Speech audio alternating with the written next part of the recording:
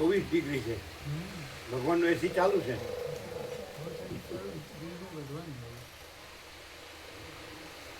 તમારે ત્યાં આમ શીતળતા રહે છે કે તાપ તાપ લાગે છે? ગરમી કેમ તમારું વૃક્ષો બધા ખૂબ છે? બપોરે તો તપાય ને પતરો તપો ને લગભગ 2 ફૂટ સુધી તો બહુ જ ગરમી હોય. આ તો અહીં તો છાંયો રહે છે, આ ઓરડીમાં તો છાંયો રહે છે. આમાં સાયાની જરૂર નહીં. ના એટલે એટલે તપે નહીં અહીં તપે નહીં અહીંયા. અને અહીંયા કોઈ અવાજ નથી, શાંતિથી ઊંઘ આવી જાય. અહીં કોણ અવાજ કરે? ટ્રાય કર્યો બધો ટ્રાય કર્યો, આટલો બધી મજા છે. શું અમે બધા પ્રયત્ન કરી જોયું, આવી જ જાય એ નીચે જ આવી જાય બધા પછીની વાત જ કોઈ ન થાય. પછી આપણે પૂછ્યા બરાબર ભાઈ રાતે ઘણા ભજન હોય એવું હોય તો આવે, પણ કોઈ ઉપાય કરી લઈએ. બારી બારી બંધ કરી દઈએ, પગને ઘાલીએ, પછી બારી પગે બંધ થાય ને. પણ તમે શ્રુતિનું બ્રહ્મજ્ઞાન યાદ કરો તો વાંધો ના આવે. ઉપનિષદનું બ્રહ્મજ્ઞાન યાદ કરો તો આપણે પ્રકાશ યાદ કરીએ તો થોડું ખબર ન પડે. પછી પણ હું લઈ જાય ને ઝાડ પછી ગમણા વાળા ખબર ન પડે. એટલો થોડો ફેર પડ્યો પહેલાં કરતાં. હવે તો મમ્મી થોડો અવાજ આવે ને બસ ઊભી જતી રહે. હવે એટલું બધું નહીં થતું, થોડો અવાજ આવે બહુ ખબર ના પડે. તમે કારણ શોધ્યું, બધું કારણ શોધ્યું કે આનું કારણ શું? એમ કારણ એ તો પહેલાંથી નાનપણથી બીમારી હતી, પણ એ કોઈ ઉપાય ના કર્યો. પછી આ દવા ચાલુ કરીને એટલે અંદર રસાયણો ઝરતો હોય એવો, જેનાથી નિંદ્રા આવે. શું થતું હોય? રસાયણો મગજમાં અમુક પ્રકારના રસાયણો ઝરતો હોય, રસ, કે જેના કારણે નિંદ્રા આવતી હોય.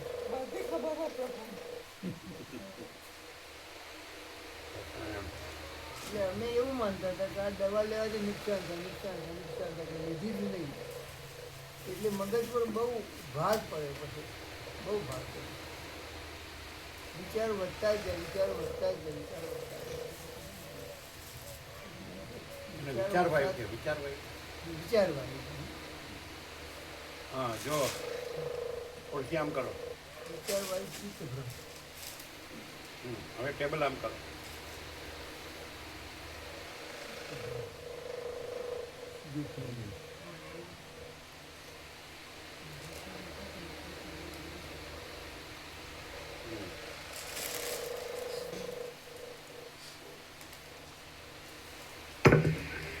ઓમ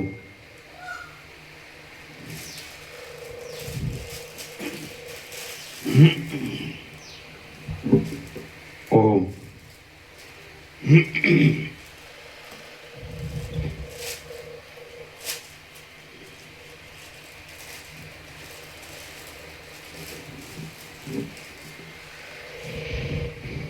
પરમ ચિદાકાશ, પરમ જ્યોતિ, અખંડ જ્યોતિ, મહાચિદાકાશ, સ્વયં પ્રકાશ, સંપૂર્ણ પ્રકાશ, પૂર્ણ બ્રહ્મ, અનંત તેજઘન, અનંત ચિદઘન, પરમાકાશ, કેવલ અનંત શુદ્ધ તેજઘન પરમાકાશ, अखिल आत्मा, पूर्ण ब्रह्म, परमात्मा, परम चिदाकाश, परम ज्योति, अखंड ज्योति, अनंत, पूर्ण, परम चिदाकाश, परम शांति, स्वयं सिद्ध, स्वयं प्रकाश, स्वयं पूर्ण, स्वस्वरूप, यही सब कुछ है, इसके सिवा कुछ नहीं है। शून्यभास, अनंत कोटि, महाकल्पो, હાય હે નહીં.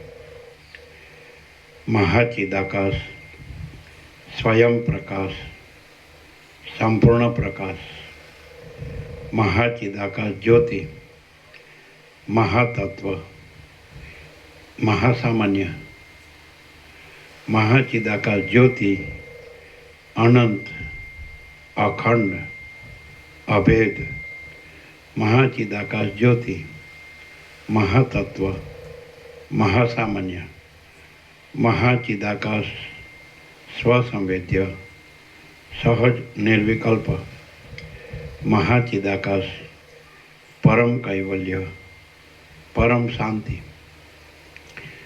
પરમ ચિદાકાશ અનંત, પૂર્ણ, નિરપેક્ષ સત, અનંત, સંપૂર્ણ, અપરિઘી, નિર્ભ્રાંત, નિરપેક્ષ.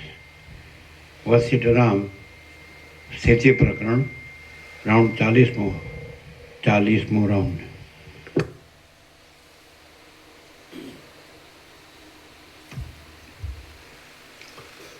આદ્ય પરબ્રહ્મ સદગુરુ દેવ કી જય. ઓમ શ્રી પરમાત્મને નમઃ.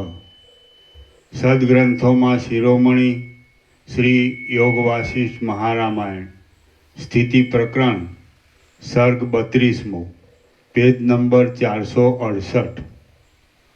પેજ નંબર 468, સર્ગ 32મો, દામ વ્યાલ અને કટનો મોક્ષ. આ 32મા સર્ગમાં દામ વ્યાલ અને કટ એમને મચ્છર આદિના અવતારોમાં જ્ઞાનની પ્રાપ્તિ થઈ મોક્ષ મળ્યાની કથા કહેવામાં આવશે. રામ બોલ્યા, હે મુનિ, બાળકની દ્રષ્ટિમાં જેમ યક્ષ તથા પિશાચ હોય છે, તેમ દામ વ્યાલ અને કટ એ અજ્ઞાનીઓની દ્રષ્ટિમાં જ છે, પણ જ્ઞાનીઓની દ્રષ્ટિમાં નથી. રામ બોલ્યા, હે મુનિ, બાળકની દ્રષ્ટિમાં જેમ યક્ષ તથા પિશાચ હોય છે, તેમ દામ વ્યાલ અને કટ એ અજ્ઞાનીઓની દ્રષ્ટિમાં જ છે, પણ જ્ઞાનીઓની દ્રષ્ટિમાં નથી. તેમના દુઃખનો અંત કેમ અને ક્યારે આવશે? વશિષ્ઠ બોલ્યા, હે રામ, હે યમદૂતો, દામ વ્યાલ અને કટના હે રામ, હે એ યમદૂતો દામ વ્યાલ અને કટના સગા થયા હતા. તેમણે યમરાજને પ્રાર્થના કરી હતી. ત્યારે યમરાજાએ જે કહ્યું હતું તે તમે સાંભળો. જ્યારે આ દામ આદિ 3 જીવો પરસ્પરથી જુદા પડશે અને પોતાની જૂની સ્થિતિની વાત સાંભળશે, ત્યારે પોતાના તત્વને જાણી તેઓ અવશ્ય મુક્ત થશે. રામ બોલ્યા, હે ભગવાન, 3 જીવો પોતાના વૃત્તાંતને ક્યાં, ક્યારે, કોની પાસેથી અને શી રીતે સાંભળશે એ વાત અનુક્રમથી મને કહો. વશિષ્ઠ બોલ્યા, કાશ્મીર દેશની અંદર મોટા કમળોવાળું તળાવ છે. તેને કિનારે એક ખાબોચિયું છે. તેમાં વારંવાર ઘણી માછલાની યોનિઓ ભોગવીને એ ચપળ મત્સ્યો ખાબોચિયાની ખરાબી થતાં જ્યારે કાળગતિને લીધે પાડા વગેરે પશુઓથી મરણ પામશે, ત્યારે તે જ પદ્મસર કમળના તળાવમાં તેઓ સારસોની યોનિને પામશે. જગતના શણગાર સમા એ સારસ પક્ષીઓ એ તળાવની અંદર રાતા કમળોની પંક્તિઓમાં, બીજી જાતના કમળોની પંક્તિઓમાં, શેવાળના ઉત્તમ વેલાઓમાં, તરંગોના આવર્તનોમાં, તરતા પુષ્પોરૂપી હિંડોળાઓમાં, નીલકમળોની લતાઓમાં અને શીતળ વલોણાવાળા જળકણોના સમૂહોરૂપી વાદળાઓની પંક્તિઓમાં પ્રેમપૂર્વક ભોગો ભોગવશે. એમ લાંબો કાળ વિહાર કર્યા પછી તેમને અંતઃકરણની શુદ્ધિ તથા વિચાર બુદ્ધિ સારી રીતે પ્રાપ્ત થશે. એ પછી તેઓ જુદા પડશે અને તે પછીના અવતારમાં મુક્તિ પામશે. જેમ વિવેક દ્રષ્ટિથી વિચાર કરતા સત્વ, રજ અને તમ એ 3 ગુણો જુદા પડી જાય છે, તેમ મુક્તિ પામવા સારું પ્રારબ્ધ યોગે એ 3 જીવ જુદા પડશે. લક્ષ્મીના ભારે દબદબાવાળા કાશ્મીર દેશમાં વૃક્ષોથી શોભી રહેલું અધિષ્ઠાન નામનું એક નગર ઉત્પન્ન થશે. જેમ નાના કમળના મધ્યમાં ડોળી થાય છે, તેમ તે નગરના મધ્યમાં પ્રદ્યુમ્ન શિખર નામનું એક શિખર થશે. તે શિખરની ઉપર જાણે બીજું એક શિખર ઉત્પન્ન થયેલું હોય એવું અને વાદળાઓ સુધી પહોંચેલી મોટી શાખાઓવાળું એક ઉત્તમ ઘર થશે. તે ઘરના ઈશાન ખૂણામાં ઉપરની ભીંતમાં એક કોતર હશે અને તેમાં નિરંતર ચાલતા પવનથી તણખલા હાલ્યા કરતા હશે. એ માળામાં એ વ્યાલ નામનો દાનવ ચકલા નામનો પક્ષી થશે. પહેલી વાર જ થોડુંક શાસ્ત્ર સાંભળ્યું હોય એવો બ્રાહ્મણ જેમ અર્થ વિનાનું બોલ કરે છે, તેમ તે પક્ષી અર્થ ન સમજાય એવો ચીંચી ચીંચી શબ્દ કર્યા કરશે. તે જ સમયમાં અને સ્વર્ગ જેવા તે જ નગરમાં જાણે બીજો ઇન્દ્ર હોય એવો શ્રી યશસ્કર દેવ નામનો રાજા થશે. ત્યાં તે રાજાના ઘરની અંદર મોટા સ્તંભના પાછળના છિદ્રમાં દામ નામનો દાનવ કુણા કુણા ગણગણાટ કરનારો મચ્છર થશે. અધિષ્ઠાન નામના એ જ નગરની અંદર તે જ સમયમાં રત્નાવલી વિહાર એ નામનું એક ક્રીડા કરવાનું ઘર થશે. એ વિહાર ગૃહમાં એ ભૂમિપાલને નૃસિંહ નામનો અમાત્ય હશે. તે મંત્રીને બંધ તથા મોક્ષ હાથમાં રહેલા આમળાની જેમ હશે. તેની બેઠકના ઓરડામાં કટ નામનો દાનવ કલકલિયો નામનો પક્ષી થશે અને તે રૂપાના પાંજરામાં એ મંત્રીને વિનોદ કરવાનું સાધન થઈ રહેશે. હે રામ, એ નૃસિંહ નામનો રાજમંત્રી દામ વ્યાલ અને કટ આદિ દૈત્યોની આ શ્લોકબદ્ધ રચાયેલી કથાને લોકની પાસે વાંચશે. પછી કલકલિયો થયેલો તે કટ દાનવ આ કથા સાંભળશે એટલે તેને પોતાની જૂની સ્થિતિનું સ્મરણ થશે. આમ તેને પોતાના જીવરૂપનો બોધ થશે એટલે તે પરમ મોક્ષ પદ પામશે. પ્રદ્યુમ્ન શિખર ઉપરના ઘરની ભીંતની કોતરની અંદર રહેનારો ચકલો પક્ષી પણ ત્યાંના લોકોને મોઢેથી એ કથા સાંભળીને પરમ મુક્તિને પ્રાપ્ત થશે. વળી રાજાના ઘરની અંદર થાંભલાની કોતરમાં રહેનારો મચ્છર પણ પ્રસંગોપાત એ કથા સાંભળી પરમ મુક્તિને પ્રાપ્ત થશે. આમ હે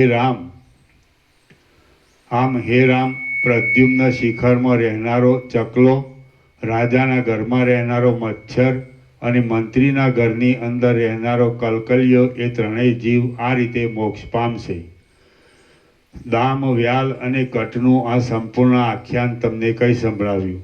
હે રામ, એ જ રીતે આ જે સંસાર છે તે શૂન્ય છતાં પણ અત્યંત પ્રકાશિત દેખાતી માયા છે. તે માયા ઝાંઝવાના પાણીમાં જળ બુદ્ધિની પેઠે અજ્ઞાનથી જ લોકોને ભમાવે છે. વાસનાઓથી મોહ પામેલા મૂર્ખ લોકો દામ વ્યાલ અને કટની પેઠે અનેક પ્રકારના અજ્ઞાનોને લીધે ઉત્તમ સ્થિતિમાંથી પણ નીચી સ્થિતિમાં આવી પડે છે.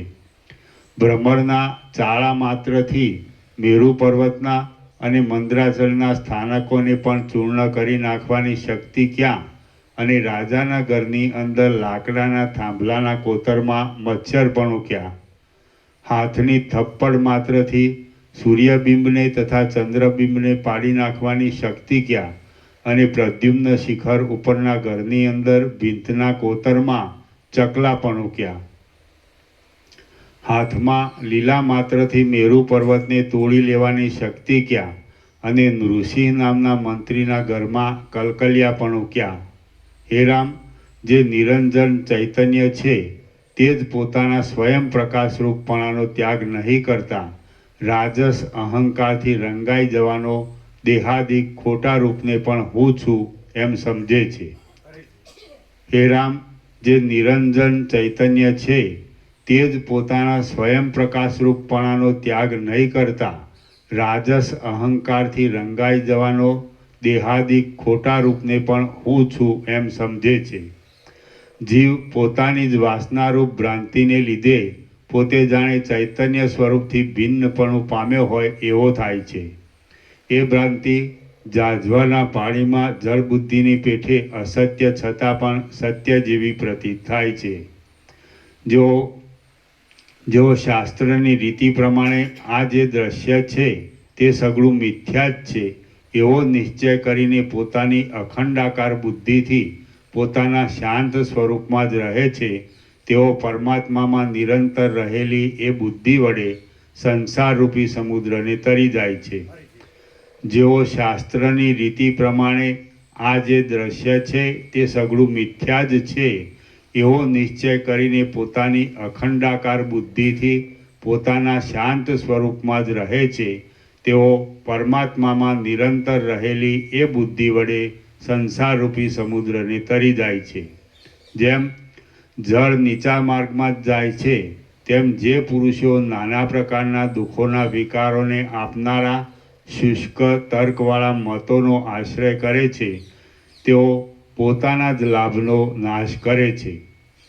જેઓ પોતાના અનુભવથી પણ સિદ્ધ થતા શ્રુતિને અનુસરનારા માર્ગથી પરમપદમાં પહોંચ્યા સારું ચાલે છે તે પુરુષોનો નાશ થતો નથી. જેઓ પોતાના અનુભવથી પણ સિદ્ધ થતા શ્રુતિને અનુસરનારા માર્ગથી પરમપદમાં પહોંચવા સારું ચાલે છે તે પુરુષોનો નાશ થતો નથી. હે મોટી બુદ્ધિવાળા રામ, જે પુરુષ મને અમુક વિષય સુખ મળે તો ઠીક, મને અમુક પરલોક મળે તો ઠીક એવી તૃષ્ણાઓ રાખ્યા કરે છે, તેને પોતાના દુર્ભાગ્યથી થયેલી દીનતાને લીધે નાશ પામેલા પુરુષાર્થની રાખ પણ હાથ આવતી નથી. જે ઉદાર મનવાળો પુરુષ સર્વદા નિષ્પૃહપણાથી ત્રૈલોક્યને પણ તરણા જેવું સમજે છે તે પુરુષને જેમ સર્પો જૂની કાચડી ત્યજી દે છે તેમ સઘળી આપદાઓ ત્યજી દે છે. જે ઉદાર મનવાળો પુરુષ સર્વદા નિષ્પૃહપણાથી ત્રૈલોક્યને પણ તરણા જેવું સમજે છે તે પુરુષને જેમ સર્પો જૂની કાચડી ત્યજી દે છે તેમ સઘળી આપદાઓ ત્યજી દે છે. જેના મનમાં નિત્ય જ્ઞાનનો ચમત્કાર ચળકતો હોય છે તે પુરુષને લોકપાલ દેવતાઓ પોતાની જીવિકારૂપ બ્રહ્માંડની પેઠે સર્વદા પાળે છે. તે પુરુષ જેના મનમાં નિત્ય જ્ઞાનનો ચમત્કાર ચળકતો હોય છે તે પુરુષને લોકપાલ દેવતાઓ પોતાની જીવિકારૂપ બ્રહ્માંડની પેઠે સર્વદા પાળે છે. ગમે તેવી અપાર વિપત્તિ આવી પડી હોય તો પણ કુમાર્ગે ન જ ચાલવું જોઈએ. ગમે તેવી અપાર વિપત્તિ આવી પડી હોય તો પણ કુમાર્ગે ન જ ચાલવું જોઈએ. રાહુ કુમાર્ગથી અમૃત પીવા લાગ્યો તો તેનું પણ મરણ થઈ ગયું હતું. ઉત્તમ શાસ્ત્ર તથા સજ્જનોનો સમાગમ એ બંને આત્માના પ્રકાશરૂપ પ્રબળ પ્રકાશ આપનારા સૂર્ય છે. ઉત્તમ શાસ્ત્ર અને સજ્જનોનો સમાગમ એ બંને આત્માના પ્રકાશરૂપ પ્રબળ પ્રકાશ આપનારા સૂર્ય છે. જે પુરુષો તેનો આશ્રય કરે છે તે પુરુષો ફરીવાર મોહરૂપી અંધકારને વશ થતા નથી.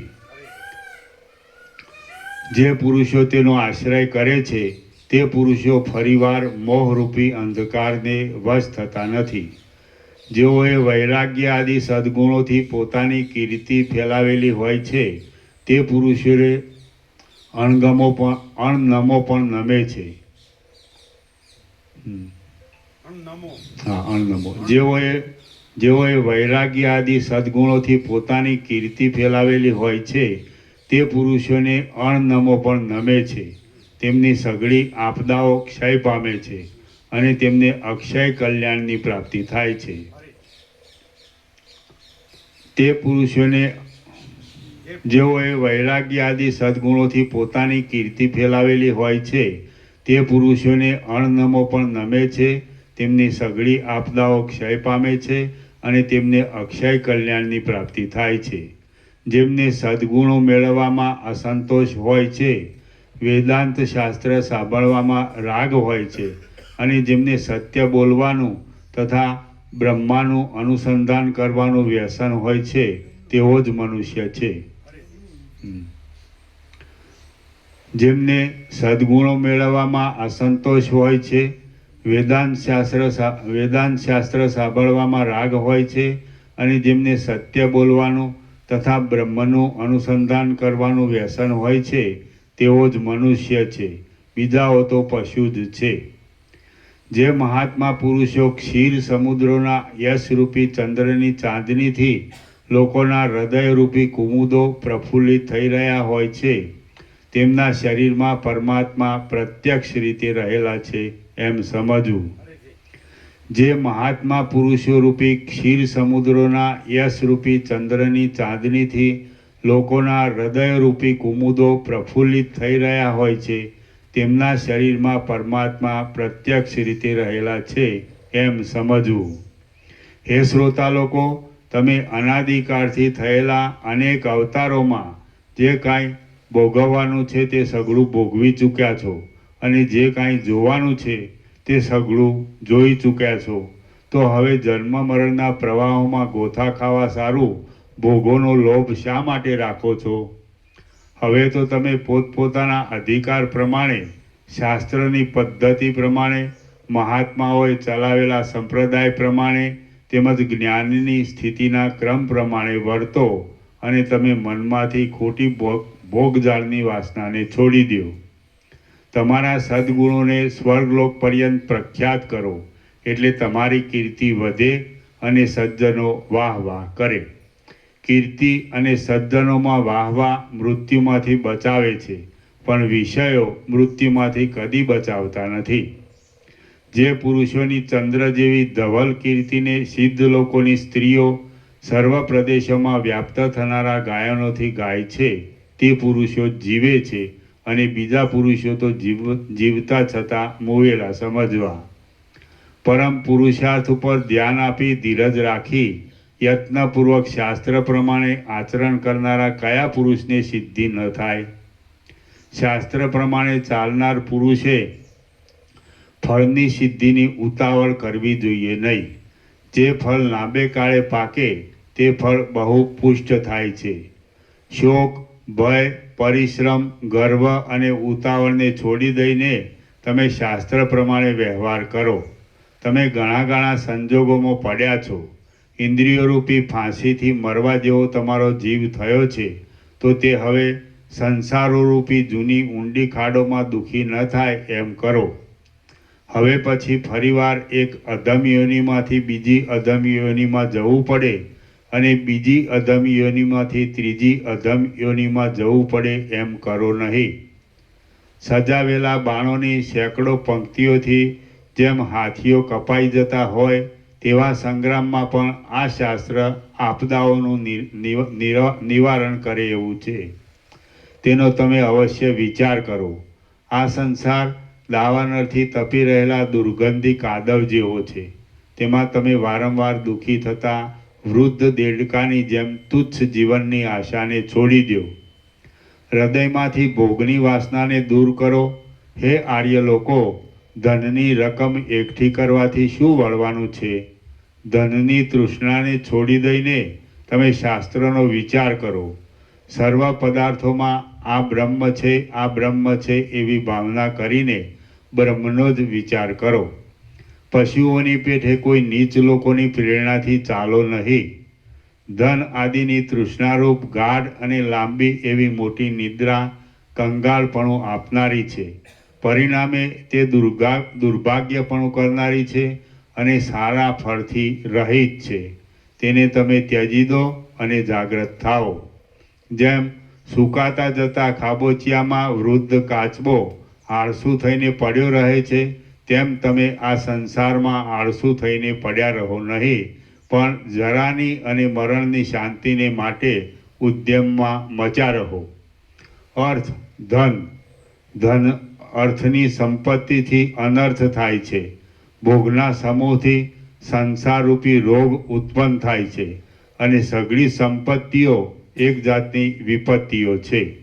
માટે સંસારના સર્વ પદાર્થોમાં અનાદર કરવો એ જ જય છે.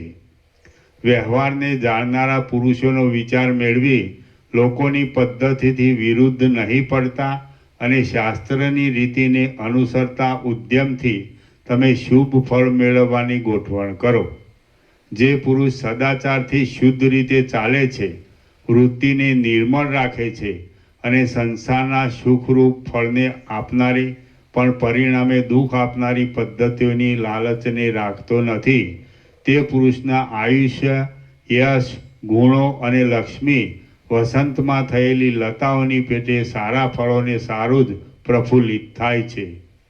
શ્રી યોગ વાસિષ્ઠ મહારામાયણમાં સ્થિતિ પ્રકરણનો સદાચાર નિરૂપણ નામનો સર્ગ 32મો સમાપ્ત. સર્ગ 33મો. સર્ગ 33મો શુભ ઉદ્યોગ વગેરેનું વર્ણન અને અહંકારથી બંધન તથા તેના ત્યાગથી મોક્ષ.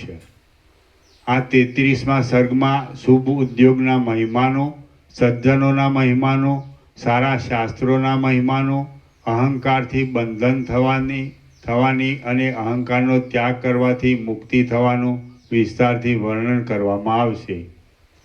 વશિષ્ઠ બોલ્યા, હે રામ, જો યોગ્ય સાધનો અત્યંત આગ્રહપૂર્વક સારી રીતે કરવામાં આવે તો તેઓ સફળ થયા વિના રહે નહીં. આવો નિયમ હોવાને લીધે સર્વ દેશમાં અને સર્વકાળમાં સઘળા ધારેલા કાર્યો સફળ થવા સંભવિત છે. આથી તમે મોક્ષની પ્રાપ્તિને સારું શુભ ઉદ્યોગને કદી પણ છોડો નહીં. ઘણા મહાત્મા પુરુષોએ શુભ ઉદ્યોગમાં મંડ્યા રહેવાથી અશક્ય કાર્યો પણ કર્યા છે. મિત્રો, સ્વજનો અને બંધુઓને આનંદ આપનારા નંદીએ તળાવમાં તપ કરીને મહાદેવના આરાધનરૂપ ઉદ્યોગ કરીને મૃત્યુને પણ જીતી લીધું છે. નંદીની નીચે ટાંચ છે. શિલાદ નામના એક મુનિ હતા. તેમણે પોતાને એક સર્વજ્ઞ પુત્ર થાય તેટલા સારું શંકરની આરાધના કરી હતી. એમના તપથી પ્રસન્ન થઈને મહાદેવે એમને વરદાન માગવા કહ્યું. એમણે પોતાને એક સર્વજ્ઞ પુત્ર થાય એવું વરદાન માગ્યું. આથી શંકરે કહ્યું, સર્વજ્ઞ તો એક હું જ છું, એથી તને મારા અંશે કરીને એક પુત્ર થશે અને તે 16મા વર્ષે મરણ પામશે. આમ શિલાદ મુનિને નંદી નામનો પુત્ર થયો. પોતાનું મરણ 16મે વર્ષે છે એમ જાણીને તે નંદીએ પણ શંકરનું પૂજન કરવા માંડ્યું.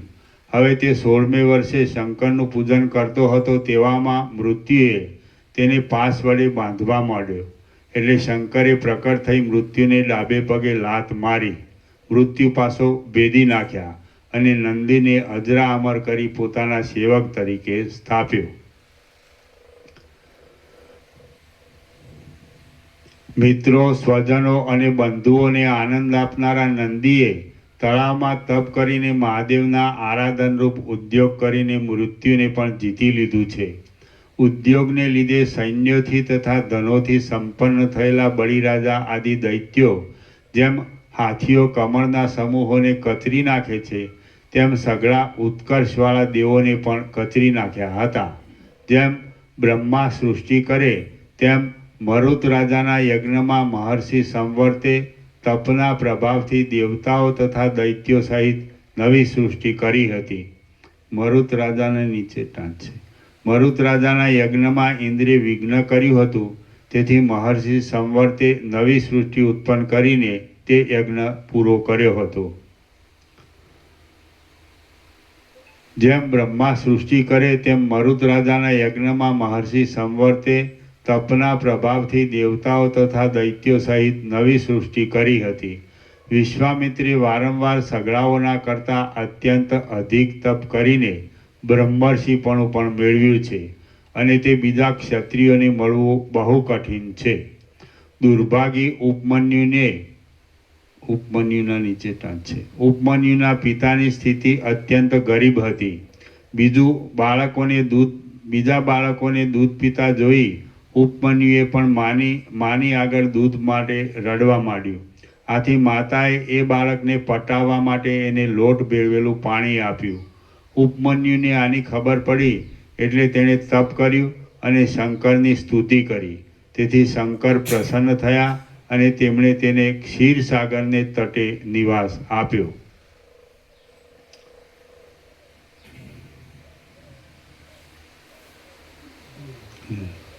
દુર્ભાગી ઉપમન્યુને માંડ લોટ ભેળવેલું પાણી દૂધના બદલામાં મળ્યું હતું અને તેને તેને તે રસાયણ સમજીને પીતા હતા. છતાં તેમને તપના પ્રભાવથી ક્ષીર સમુદ્ર મેળવ્યો હતો. ત્રૈલોક્યમાં પ્રખ્યાતિ પામેલા વિષ્ણુ તથા બ્રહ્મા આદિને પણ કાળ તણખલાની પેઠે ચાવી જાય છે.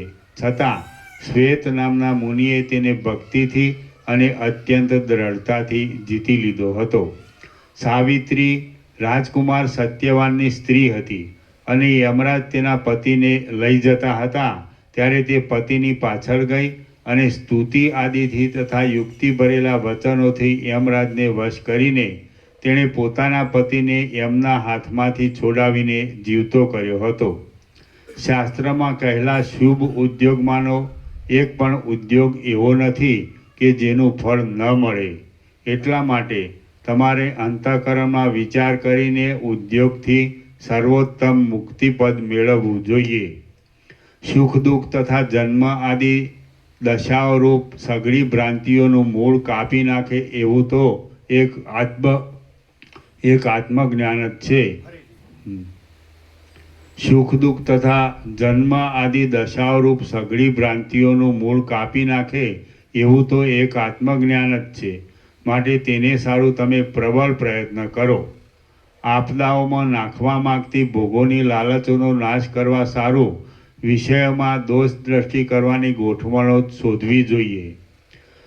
જો કે વિષયોનો ત્યાગ કરવાથી દુઃખ ઉત્પન્ન થાય છે તો પણ તેવું સામાન્ય દુઃખ ભોગવ્યા વિના પરમાનંદ તત્વનું સુખ મળે એમ નથી. દુઃખ ભોગવ્યા વિના સુખ તે મળે? જો કે બ્રહ્મ નિત્ય પ્રાપ્ત જ છે, તેથી તેની પ્રાપ્તિ સારું સમ આદિ સાધનો રાખવાની જરૂર નથી. તો પણ બ્રહ્મનું નિત્ય પ્રાપ્તપણું જાણવામાં આવ્યું ન હોય ત્યાં સુધી એ સાધનો પરમ પુરુષાર્થ રૂપ છે, બહુ કામના છે અને પ્રથમ બ્રહ્મ જ્ઞાનના સુખને પ્રકટ કરનારા છે એમ સમજો. દેહાભિમાનનો ત્યાગ કરી સર્વદા શાંતિનો આશ્રય કરી તથા બુદ્ધિથી પોતાનું આર્યપણું વિચારીને સજ્જનોનું સેવન કરવું જોઈએ.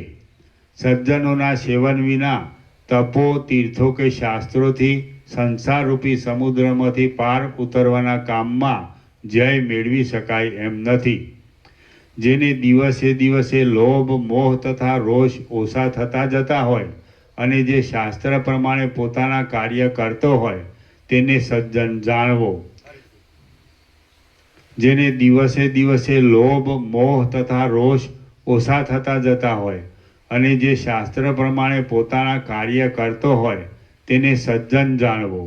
એવા સજ્જનોના સંગથી કોઈ દિવસે બ્રહ્મવેત્તા પુરુષોનો સંગ પણ અવશ્ય પ્રાપ્ત થાય છે અને ત્યારે આ દ્રશ્યરૂપ ખટપટનો અત્યંત અભાવ થઈ જાય છે. દ્રશ્યનો અભાવ થાય તો પછી પરબ્રહ્મ જ અવશેષ રહે છે, કારણ કે દ્રશ્યનો અભાવ થતાં જીવ પણ બ્રહ્મમાં જ લય પામે છે. આ દ્રશ્ય દેખવામાં આવતું જગત ઉત્પન્ન જ થયું નથી, હતું નહીં, ઉત્પન્ન થશે નહીં અને વર્તમાન કાળમાં પણ નથી જ, પણ જે છે તે કેવળ નિરુપાધિક બ્રહ્મ જ છે. આવા પ્રકારની હજારો યુક્તિઓથી મેં તમને ઉત્પત્તિ પ્રકરણમાં સમજાવ્યું છે. આ પ્રકરણમાં પણ સમજાવતો આવું છું અને હવે પણ જે સર્વ વિદ્વાનોના અનુભવમાં આવેલું છે તે દેખાડીશ. બ્રહ્માંડના સર્વ અનુભવોનું અધિષ્ઠાન પરબ્રહ્મ નામનું મહાચૈતન્ય છે. તે નિર્મળ છે અને શાંત છે. બ્રહ્માંડના સર્વ અનુભવોનું અધિષ્ઠાન પરબ્રહ્મ નામનું મહાચૈતન્ય છે. તે નિર્મળ છે અને શાંત છે. માટે તેના આકાશાદિ સતથી ઉત્પન્ન થાય છે, અસતથી ઉત્પન્ન થાય છે કે માયાથી ઉત્પન્ન થાય છે. જો તે માયાથી ઉત્પન્ન થાય છે એમ માનીએ તો માયાથી જે ઉત્પન્ન થાય તે મિથ્યા જ હોય. માટે ઉત્પત્તિ થઈ જ નથી એ સિદ્ધ થાય છે. બ્રહ્મમાં આકાશાદિનું ઉત્પન્ન થવું જ સંભવતું નથી. બ્રહ્મ છિદ્રોથી રહિત છે, કુટસ્થ છે અને નિત્ય છે. તેમાં હજારો ટાંકણાઓથી પણ છિદ્રરૂપ આકાશ ઉત્પન્ન કરવું અશક્ય છે. જલાદિકની ઉત્પત્તિ વિશે પણ આ પ્રમાણે સમજવું. અચંચળ મહાચૈતન્યમાં માયારૂપ કલ્પિત ઉપાધિવાળો જે અંશ છે તે જ આ જગત રૂપે જણાતા ચમત્કારને ઉત્પન્ન કરે છે અને તે જ આ જગત છે એમ જાણે છે. મહાચૈતન્યમાં માયોપાધિક અંશની કલ્પના કરવાથી ચૈતન્યમાં ભેદ થાય છે એમ સમજવું નહીં. જેટલા બ્રહ્માંડના અનુભવો છે તે સઘળા મહાચૈતન્યરૂપી સૂર્યના કિરણોના સમૂહ જેવા છે. કિરણોના સમૂહ અને કિરણોવાળાનો શો ભેદ છે? આ પ્રમાણે છે એટલા માટે મહાચૈતન્યરૂપી સૂર્ય નિર્વિકલ્પ જ છે એમ કહેવું યોગ્ય છે. વિચાર કરવાથી એ મહાચૈતન્યનો જે સાક્ષાત્કાર થાય છે તે જગતરૂપ અનુભવનો અસ્ત છે અને જે સાક્ષાત્કારનો અભાવ છે તે જગતરૂપી અનુભવનો ઉદય છે. જે અહંકાર છે તેનું ખરું સ્વરૂપ જ્યાં સુધી જાણવામાં ન આવ્યું હોય ત્યાં સુધી ત્યાં અહંકાર પરમાત્મામાં મેલરૂપ છે. પણ જો અહંકારનું ખરું સ્વરૂપ જાણવામાં આવે તો અહંકાર પરમાત્મા રૂપ જ મોક્ષ રૂપ જ થઈ જાય છે. સ્વરૂપથી જાણવામાં આવેલો અહંકાર અહંકારરૂપ નથી રહેતો, પણ જેમ પાણી પાણીની સાથે એક થઈ જાય છે તેમ પરમાત્માની સાથે એક થઈ જાય છે. અનુભવમાં આવતું અહંકારાદિ જગત વાસ્તવિક રીતે છે જ નહીં. અહંકાર એ શું છે એવો વિચાર કરતા અહંકારાદિ સઘળું ટળી જઈને અવશ્ય એક ચૈતન્ય જ અવશેષ રહે છે. જેમ પ્રૌઢ બુદ્ધિવાળાઓને આ પિશાચ નથી એમ બોધ કરવાથી અપિશાચમાં થયેલી પિશાચની ભ્રાંતિ ટળી જાય છે, પણ થોડી સમજણવાળા બાળકોને તો આ પિશાચ નથી એમ સેંકડો વાર કહેતા છતાં પણ સંશય જ રહે છે. તેમ અહંકારથી રહિત થયેલાઓને બ્રહ્મમાં થયેલી જગતની ભ્રાંતિ ટળી જાય છે, પણ અહંકારવાળાઓને આ જગત નથી પણ બ્રહ્મ છે એમ સેંકડો વાર કહેવા છતાં પણ સંશય જ રહે છે. તેમ અહંકારથી રહિત થયેલાઓને બ્રહ્મમાં થયેલી જગતની ભ્રાંતિ ટળી જાય છે, પણ અહંકારવાળાઓને આ જગત નથી પણ બ્રહ્મ છે એમ સેંકડો વાર કહેવા છતાં પણ સંશય જ રહે છે. જ્યાં સુધી અંદર રહેલી ચૈતન્યરૂપી ચાંદની અહંકારરૂપી વાદળાથી ઢંકાયેલી હોય ત્યાં સુધી તે બોધરૂપી કુમુદિનીને પ્રફુલ્લિત કરતી નથી. હુંપણું ધોવાઈ જાય તો પછી હુંપણાને લીધે કલ્પાયેલા નરક, સ્વર્ગ અને મોક્ષ આદિ ક્યાંથી જ રહે? અર્થાત મોક્ષ આદિની તૃષ્ણા રહેતી જ નથી. જ્યાં સુધી હૃદયમાં હુંપણારૂપ મેઘ વર્ષા કરતો હોય ત્યાં સુધી તૃષ્ણારૂપી ઇન્દ્રજવની મંજરી પ્રફુલ્લિત થયા જ કરે છે. નિત્ય ચૈતન્યને દબાવીને અહંકારરૂપી મેઘ જ્યાં સુધી રહ્યો હોય ત્યાં સુધી અજ્ઞાનરૂપી અંધારું રહ્યા જ કરે છે અને કદી પણ પ્રકાશ થતો નથી. આ અહંકાર મુદ્દલ છે જ નહીં અને જીવે પોતે જ તેને મિથ્યા કલ્પી લીધેલો છે. જેમ બાળકે સંભ્રમથી કલ્પી લીધેલો પિશાચ બાળકના દુઃખને માટે જ છે પણ હર્ષને માટે નથી, તેમ તે અહંકાર જીવને દુઃખ માટે જ છે પણ હર્ષને માટે નથી. મિથ્યા જ કલ્પાયેલા અહંકારથી કાચી બુદ્ધિવાળા પુરુષને અનંત જન્મ મરણ આપનારો મોહ થાય છે, જેમ કે દામ આદિ દૈત્યોને થયો હતો. આ દેહ હું છું એવા ભારે મોહથી અધિક બીજું કાંઈ અનર્થભૂત અજ્ઞાન સંસારમાં થયું નથી અને થશે પણ નહીં. આ દેહ હું છું એવા ભારે મોહથી અધિક બીજું કાંઈ અનર્થભૂત અજ્ઞાન સંસારમાં થયું નથી અને થશે પણ નહીં. સંસારના જે કાંઈ આ સુખ અને દુઃખ અત્યંત આવ્યા કરે છે તે સઘળું અહંકારરૂપી ચક્રના મોટા પરિણામરૂપ છે. અહંકારરૂપી અંકુરને વિચારવાળા મનરૂપી હળથી ઉખેડીને કાપી દેવામાં આવે તો સંસારનો નાશ કરનારું એવું જ્ઞાનરૂપી ધાન્ય કોઈ પણ રીતે છેદાતું નથી, પરંતુ તે તો હજારો શાખાઓથી વૃદ્ધિ પામીને ફળદાયી થાય છે. જે અહંકાર છે તે જ અનંત જન્મરૂપી વૃક્ષોનો કાંટો છે. તે વૃક્ષોની આ મારું એવા પ્રકારની મમતારૂપ હજારો શાખાઓ ફેલાયેલી છે. વાસના આદિ પદાર્થો શિમળાના પાકા ફળોની પેઠે જરાક ઠોકર વાગવાથી ફાટી પડે એવા છે અને તે મોટા મોટા તરંગોની પંક્તિઓની પેઠે જરાક પ્રત્યાઘાતથી તૂટી જાય એવા છે. માટે તેમને વિચારરૂપી ઠોકર તથા પ્રત્યાઘાત દેવો જોઈએ. વાસ્તવિક રીતે જેમાં અહંકાર નથી તેવો આત્મા પોતાને તિરોહિત થઈ ગયેલી હું છું એવી ભાવનાથી સંસારરૂપી ચક્રના ભ્રમણ જેવો માત્ર જણાય છે. જન્મરૂપી અરણ્યમાં જ્યાં સુધી અહંકારરૂપી અંધકાર ફેલાયેલો છે ત્યાં સુધી ચિંતારૂપી આ મદોન્મત્ત પિશાચીણીઓ ગર્જના કરે છે. જે અધમ માણસને અહંકારરૂપી પિશાચ વળગ્યો હોય છે તે માણસના તે વળગાડને મટાડવા માટે શાસ્ત્રો કે મંત્રો કોઈ પણ સમર્થ નથી.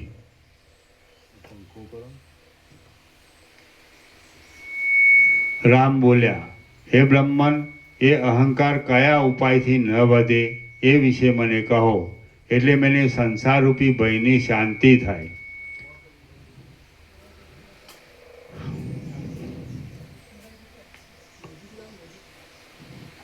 વશિષ્ઠ બોલ્યા, રામ બોલ્યા, હે બ્રહ્મન, એ અહંકાર કયા ઉપાયથી ન વધે એ વિશે મને કહો, એટલે મને સંસારરૂપી ભયની શાંતિ થાય. વશિષ્ઠ બોલ્યા, આત્માનું જે વાસ્તવિક સ્વરૂપ મેં કહ્યું છે તે સ્વરૂપનું સર્વદા સ્મરણ રાખવામાં આવે અને આત્મા ચૈતન્યમય અરીસા જેવો નિર્મળ રહે તો અહંકાર વધતો નથી. વશિષ્ઠ બોલ્યા, આત્માનું જે વાસ્તવિક સ્વરૂપ મેં કહ્યું છે તે સ્વરૂપનું સર્વદા સ્મરણ રાખવામાં આવે અને આત્મા ચૈતન્યમય અરીસા જેવો નિર્મળ રહે તો અહંકાર વધતો નથી. આ સંસારરૂપી ઇન્દ્રજાળ મિથ્યા જ છે, માટે તેમાં રાગ દ્વેષ રાખવાથી મારું શું વળે એમ છે.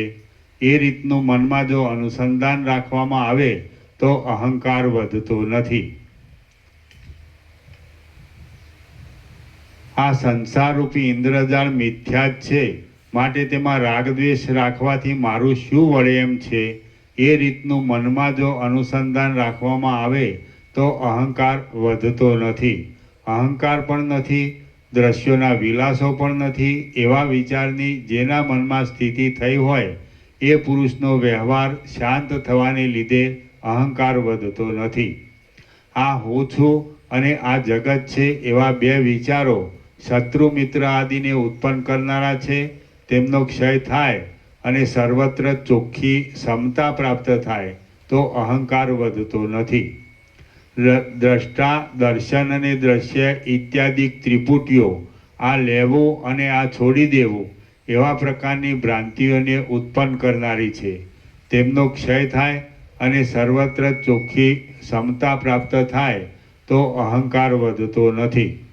રામ બોલ્યા, હે પ્રભુ, જાગ્રતમાં, સ્વપ્નમાં અને મનોરથમાં જે અહંકાર થાય છે તેનો આકાર કેવો છે, તેનો ત્યાગ શી રીતે થાય અને ત્યાગ કરવાથી શું થાય? વશિષ્ઠ બોલ્યા, હે રામ, આ જગતમાં અહંકાર 3 પ્રકારના છે. તેઓમાં 2 શ્રેષ્ઠ છે અને એક ત્યાગ કરવા યોગ્ય છે. હું એ વિષયનું વિવેચન કરું છું તે તમે સાંભળો. આ જે સઘળું જગત છે તે હું છું અને જે અવિનાશી પરમાત્મા છે તે પણ હું છું. જગતમાં મારાથી જુદું કાંઈ જ નથી. આવી રીતનો જે અહંકાર થાય તેને ઉત્તમ સમજવો. આ અહંકાર મોક્ષ માટે છે પણ બંધન માટે નથી અને તે 4થી અથવા 5મી ભૂમિકામાં રહેલા જીવન મુક્તને હોય છે. હું સર્વ કરતાં અત્યંત સૂક્ષ્મ છું માટે સર્વથી ન્યારો છું એવો બીજા પ્રકારનો જે અહંકાર થાય છે તેને પણ શુભ સમજવો. એ અહંકાર મોક્ષ માટે છે પણ બંધન માટે નથી અને તે 6ઠ્ઠી ભૂમિકામાં રહેલા જીવન મુક્તને હોય છે. 7મી ભૂમિકામાં રહેલા જીવન મુક્તને અહંકાર છે એવી જો કલ્પના કરીએ તો તે નામ માત્ર જ રહેલો છે. હાથ તથા પગ આદિ અવયવોવાળો જે આ દેહ છે તે હું છું એવો ત્રીજા પ્રકારનો જે અહંકાર છે તે લૌકિક છે અને તુચ્છ છે. એ ત્રીજો દુરાત્મા અહંકાર એક જાતનો મોટો શત્રુ જ છે. એટલા માટે તેનો ત્યાગ જ કરવો જોઈએ. અનેક પ્રકારની માનસિક પીડાઓ કરનારો એ ત્રીજો અહંકારરૂપી બળવાન શત્રુ જે જીવને ખરાબ કરી નાખે છે તે જીવ પાછો ઠેકાણે આવતો નથી. સ્વાભાવિક રીતે અનાદિકાળથી ચોટેલા એ ત્રીજા દુષ્ટ અહંકારે જેમની બુદ્ધિને ભમાવી નાખી છે તે લોકો સંકટોમાં ડૂબ્યા કરે છે.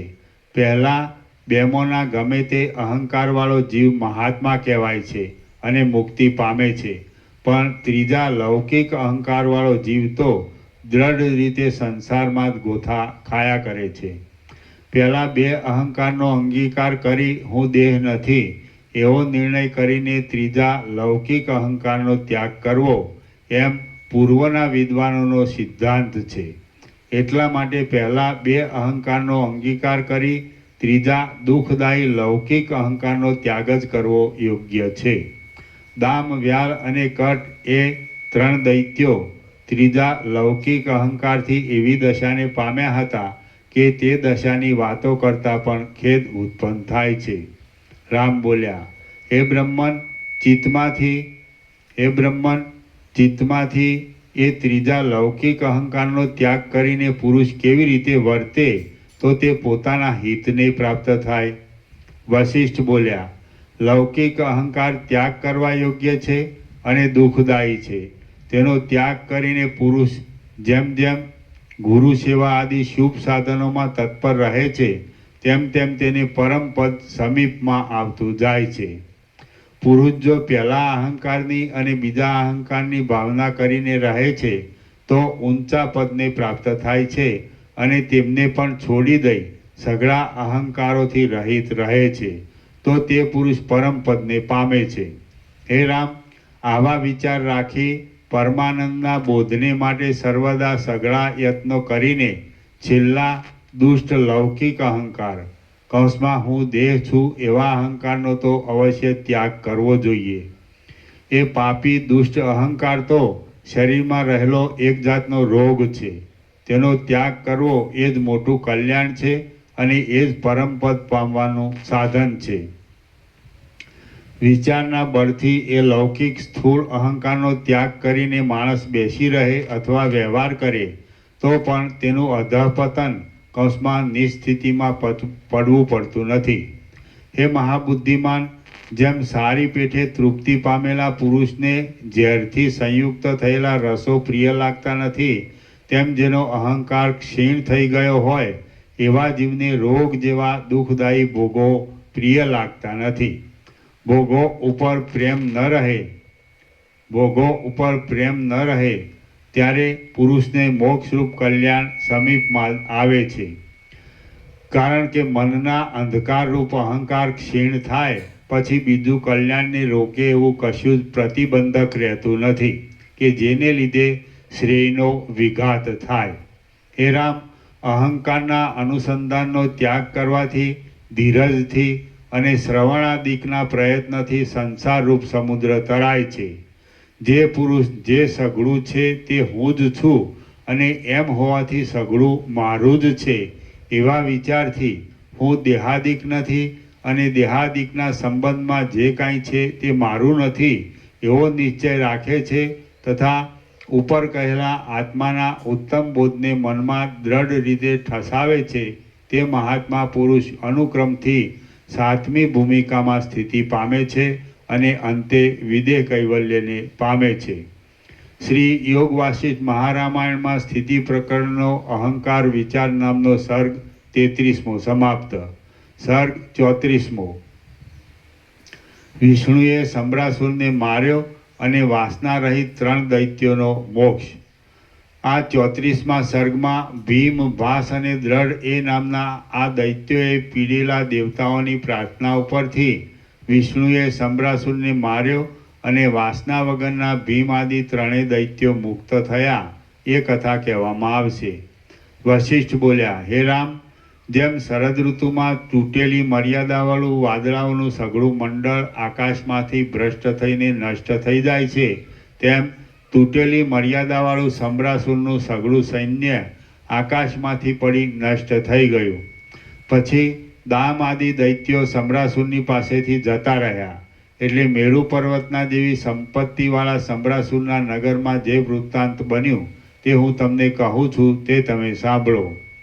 જેના સૈન્યને દેવતાઓએ જીતી લીધેલું તેવા સમ્રાસુરે કેટલાયક વર્ષો કાઢી પાછો દેવતાઓના વધનો ઉદ્યોગ કરીને વિચાર કર્યો કે મેં માયાથી દામ આદિ જે અસુરોને બનાવ્યા હતા તેમણે તો મૂર્ખતાને લીધે યુદ્ધમાં ખોટા દુષ્ટ અહંકારની જ ભાવના કરી, એટલે તેઓ હારી ગયા. હવે મારે માયાથી બીજા દાનવોને સર્જવા અને તેમને વેદાંત શાસ્ત્ર જાણનારા તથા વિવેકી કરવા. તત્વના પરિજ્ઞાનને લીધે તેઓ મિથ્યા ભાવના વગરના હશે, એટલે તેઓ અહંકારને ધારણ કરશે નહીં અને તેથી દેવતાઓને જીતી લેશે. આ પ્રમાણે દૈત્યરાજ સમ્રાસુરે વિચાર કર્યો. પછી જેમ સમુદ્ર પરપોટાઓને ઉત્પન્ન કરે છે તેમ તેણે માયાથી પોતાના ધાર્યા પ્રમાણે ભીમ, ભાસ અને દ્રઢ એ નામના 3 દાનવોને ઉત્પન્ન કર્યા. આત્મતત્વને જાણનારા હોવાને લીધે સઘળું જાણનારા, રાગ રહિત, દોષ વગરના, જે કામ આવી પડે તે જ કામને કરનારા, આત્માનું અનુસંધાન કરનારા, ઉત્તમતાવાળા, નિષ્ફૃપણાથી સઘળા જગતને તલના જેવું જોતા અને પવિત્ર મનવાળા એ ત્રણેય દૈત્યોએ ઊંચે આવીને આકાશને ઘેરી લીધું. ચળકતા શસ્ત્રોવાળા એ દૈત્યો વરસાદ ઋતુમાં વીજળીઓવાળા વાદળાઓની પેઠે ગર્જના કરતા હતા. તેઓ દેવતાઓની સામે ઘણા વર્ષો સુધી લડ્યા, પણ વિવેકને લીધે કદી પણ તેમણે અહંકાર કર્યો નહીં. એ 3 દૈત્યોને મનમાં આ અમારું છે એવી વાસના ઉદય પામતી તો આ દેહ છે તે કોણ છે અને અમે કોણ છીએ એવા વિચારથી તે વાસના તરત જ પાછી અસ્ત પામતી હતી. શરીર ખોટું છે અને દેવતાઓ પણ ખોટા છે. જે અમે છીએ તે કોણ છીએ? બ્રહ્મ જ છીએ. એવા વિચારના પ્રભાવથી એમને ભય આદિનો ઉદય થયો નહીં. આ શરીર ખોટું છે, આ યુદ્ધાદિ કાંઈ છે જ નહીં. અમારામાં શુદ્ધ ચૈતન્ય વિના બીજું કાંઈ છે જ નહીં. અને જે આ અહંકાર થાય છે તે અમારા સ્વરૂપથી જુદો નથી એવો નિશ્ચય રાખીને તે દૈત્યો પ્રવૃત્તિ કરતા હતા. એ ભીમ, ભાસ અને દ્રઢ નામના મુખ્ય દૈત્યો અહંકારથી રહિત હતા. વૃદ્ધાવસ્થાના તથા મરણના ભય વગરના હતા. આવી પડેલા કામને જ કરનારા હતા, ધીર હતા અને વર્તમાન કાળને જ અનુસરનારા હતા. તેઓ સર્વદા આસક્તિ વગરની બુદ્ધિવાળા હતા. બીજાઓને મારવા છતાં પણ મારનારપણાનું અભિમાન ધરાવનારા નહોતા. વાસનાઓના સમૂહોથી રહિત હતા અને કાર્યો કરવા છતાં પણ કર્તાપણાનું અભિમાન કરતા નહોતા. તેઓ ફળની ઈચ્છાથી નહીં પણ સ્વામીનું કામ સેવકોએ અવશ્ય કરવું જોઈએ એવા નિયમને અનુસરીને યુદ્ધમાં તત્પર રહેતા હતા. તેઓ રાગદ્વેષથી રહિત હતા અને સર્વદા સમદ્રષ્ટિવાળા હતા. તેમણે પોતાની ખરજની પેઠે દેવતાઓની સેનાને હણી નાખી, વશ કરી, ભોગવી, હરી લીધી અને બાળી નાખી. આમ ભીમ, ભાસ અને દ્રઢ નામના દૈત્યોએ દેવતાઓની સેનાને અત્યંત ત્રાસ પમાડ્યો. એટલે તે સેના હિમાલયમાંથી નીકળેલી ગંગાની પેઠે વેગથી નાસી ગઈ. જેમ વાયુઓએ પીડેલી વાદળાઓની પંક્તિ પર્વતને શરણે જાય તેમ દૈત્યોએ પીડેલી દેવતાઓની તે સેના ક્ષીર સમુદ્રમાં શયન કરનારા નારાયણને શરણે ગઈ. જેમ દુષ્ટ કામી પુરુષોથી બીધેલી સ્ત્રીને તેનો સ્વામી ધીરજ આપે તેમ દૈત્યોથી બીધેલી દેવતાઓની તે સેનાને શેષશાહી નારાયણે ધીરજ આપી. જ્યાં સુધી નારાયણે સમ્રાસુરને મારવાની ગોઠવણ કરી ત્યાં સુધી એ દેવતાઓની સેના નારાયણના નિવાસરૂપી શ્વેત દ્વીપમાં જ રહી. પછી નારાયણની અને સમ્રાસુરને દારૂણ યુદ્ધ થયું અને તેમાં આ કાળમાં પણ પ્રલયકાળની પેઠે મોટા મોટા પર્વતો ઉડ્યા. એ સંગ્રામમાં સૈન્યો તથા વાહનો સહિત તે સમ્રાસુર નારાયણના હાથથી મરણ પામ્યો અને વૈકુંઠપુરીને પ્રાપ્ત થયો. જેમ પવન દીવાઓને હોલવી નાખે છે તેમ વિષ્ણુએ તે વિષમ સંગ્રામમાં ભીમ, ભાસ અને દ્રઢ નામના એ દૈત્યોને શાંત કરી દીધા. વાસનાઓથી રહિત જ રહેલા એ લોકો જ્યારે શાંત થયા ત્યારે જેમ હોલવાઈ ગયેલા દીવાઓની ગતિ કોઈના જાણવામાં આવતી નથી તેમ તેમની ગતિ પણ કોઈના જાણવામાં આવી નહીં. કૌંસમાં કર્માદિક કરનારાઓ મરણ પામ્યા પછી તે લોકમાં જવું પડે છે. તેથી લોકની ગતિ બીજાઓના જાણવામાં આવે, પણ બ્રહ્મવેત્તાઓને તો મરણ પામ્યા પછી પણ સ્વરૂપમાં જ રહેવાનું થાય છે, માટે તેમની ગતિ કોઈના જાણવામાં આવે જ નહીં. હે રામ, મન જો વાસનાવાળું હોય તો બંધાયેલું છે અને વાસના વગરનું હોય તો મુક્ત જ છે. એટલા માટે તમે વિવેકથી વાસના રહિતપણું સંપાદન કરો.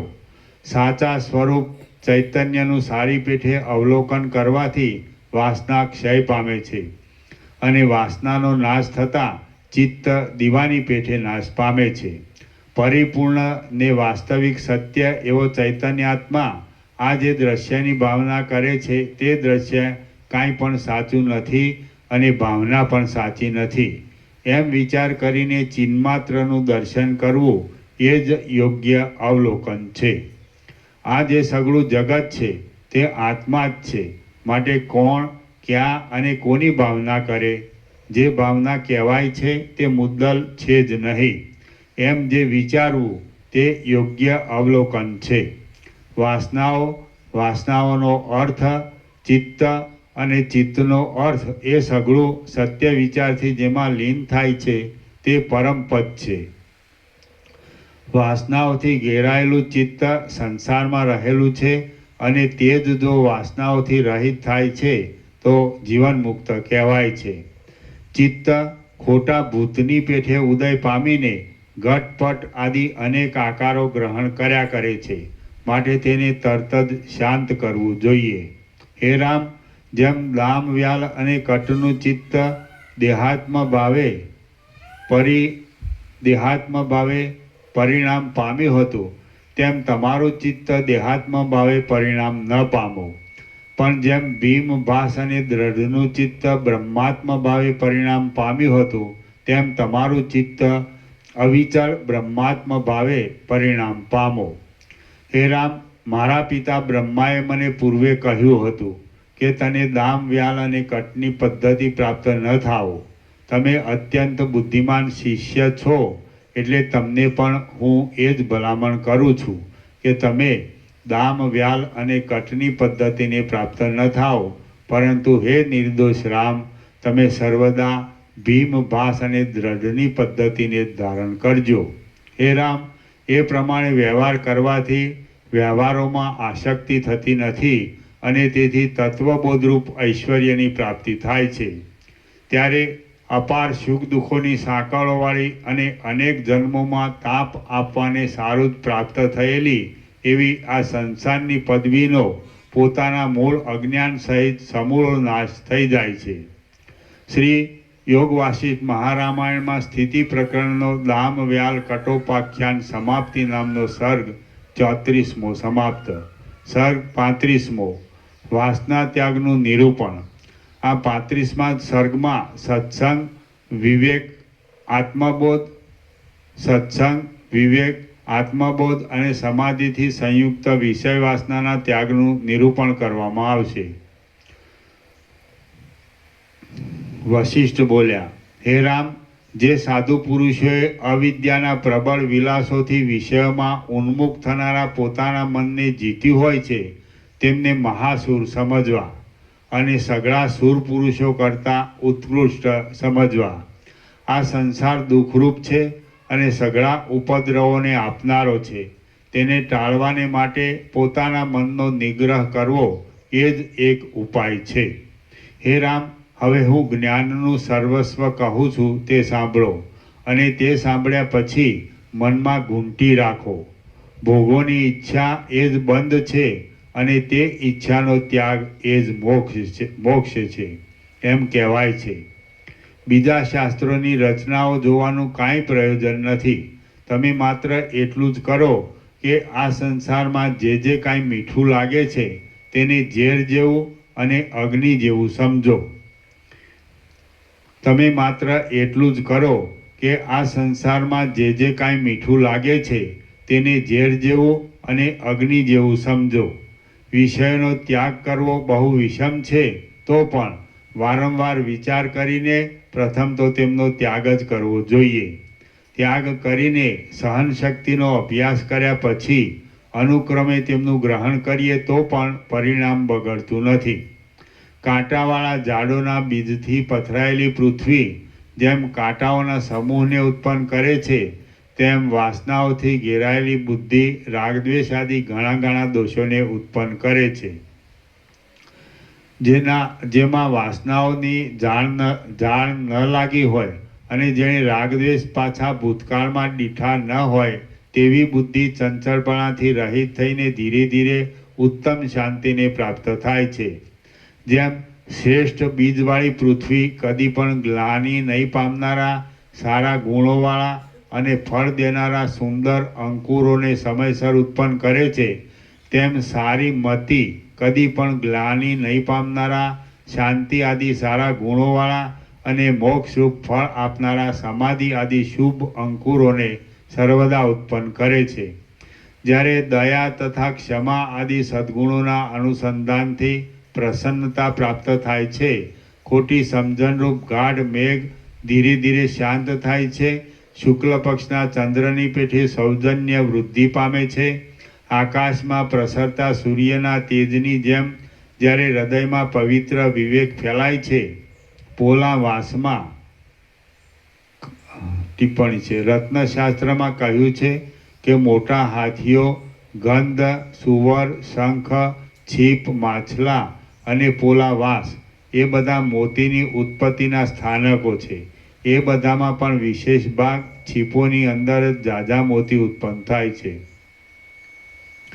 પોલા વાસમાં થતી મોતીની વૃદ્ધિની જેમ ચિત્તમાં જ્યારે ધીરજ વૃદ્ધિ પામે છે, વસંત ઋતુમાં કૃતાર્થ થતા ચંદ્રની જેમ જ્યારે અંદર આત્મસુખની સારી સ્થિતિ કૃતાર્થ થાય છે, શીતળ છાયાવાળું સત્સંગરૂપી વૃક્ષ ફલિત થાય છે અને આનંદરૂપ રસથી ભરેલું સમાધિરૂપ શરૂનું ઝાડ આનંદનું અખંડ ઝરણ આપે છે, ત્યારે મનમાંથી સુખ દુઃખ તથા કામ ક્રોધાદી દ્વંદ્વો ટળી જાય છે, વાસના જતી રહે છે, ઉપદ્રવો નાશ પામે છે અને ચપળતા, અનર્થ, શોક, મોહ તથા ભયરૂપ રોગો શાંત થઈ જાય છે.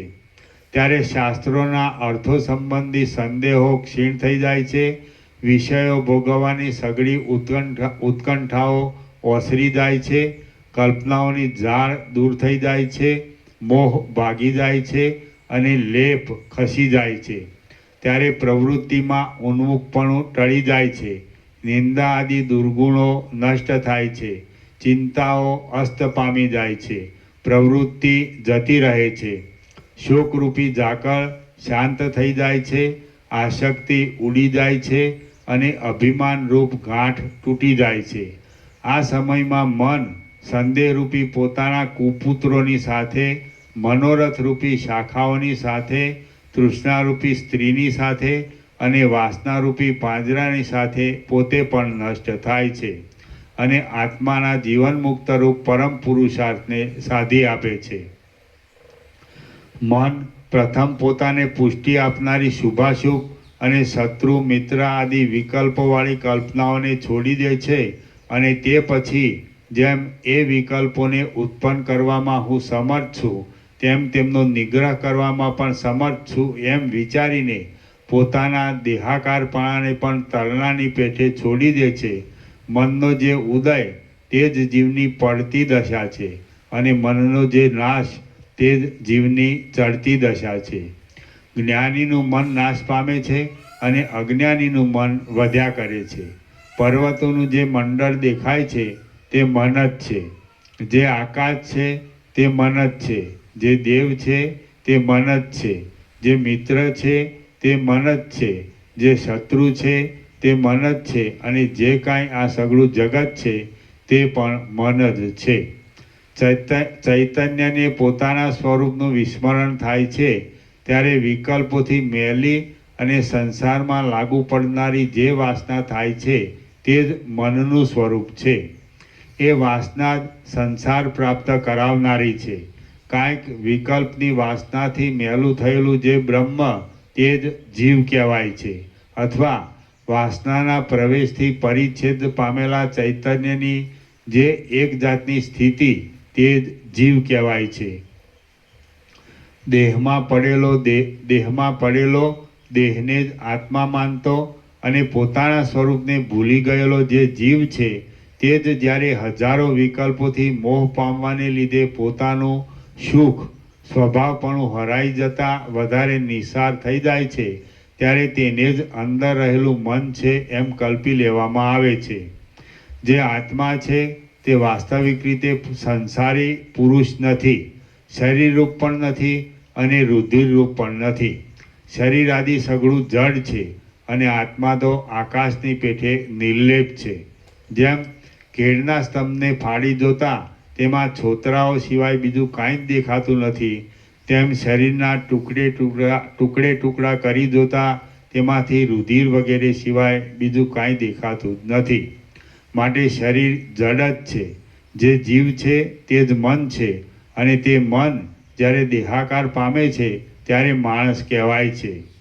જે જીવ છે તે પોતાના જ વિકલ્પોથી પોતામાં જ કલ્પાયેલા એ મનનું પોતાથી જ ગ્રહણ કરે છે. જેમ કોશેટાનો જીવડો પોતાની લાળને ફેલાવીને પોતાના બંધનને માટે જ એ ઝાડને પસંદ કરે છે, તેમ જીવ મનમાં પોતાના જ વિકલ્પોને બહુ જ ફેલાવીને પોતાના બંધનને માટે જ શરીરને રચી લે છે.